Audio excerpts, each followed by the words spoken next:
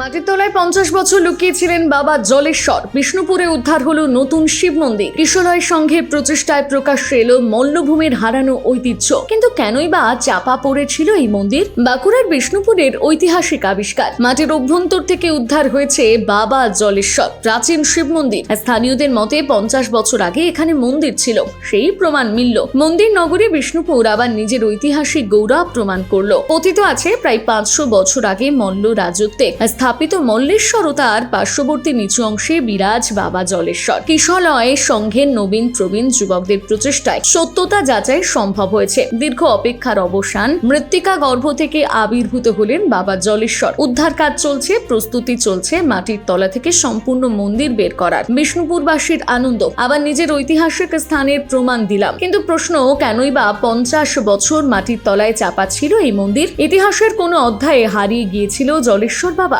বিষ্ণুপুর মল্ল রাজাদের স্থাপত্য কীর্তির জন্য বিখ্যাত। নতুন মন্দিরের আবিষ্কার পর্যটন ও ঐতিহ্যের দিক থেকে গুরুত্বপূর্ণ, কিন্তু সংরক্ষণের দায়িত্ব কার? প্রশাসন নাকি স্থানীয় সংগঠন? বাবা জলেশ্বর 50 বছর পর মাটির তলা থেকে উঠে এলেন, কিন্তু এই উদ্ধার কি শুধু উৎসবের বিষয়, নাকি ইতিহাসের পাতা খুলে দেবে কোনো অজানা অধ্যায়? বিষ্ণুপুরের মাটি এবার আবারও সাক্ষী দিল, এখানে প্রতি মাটির কণায় লুকিয়ে আছে ইতিহাস।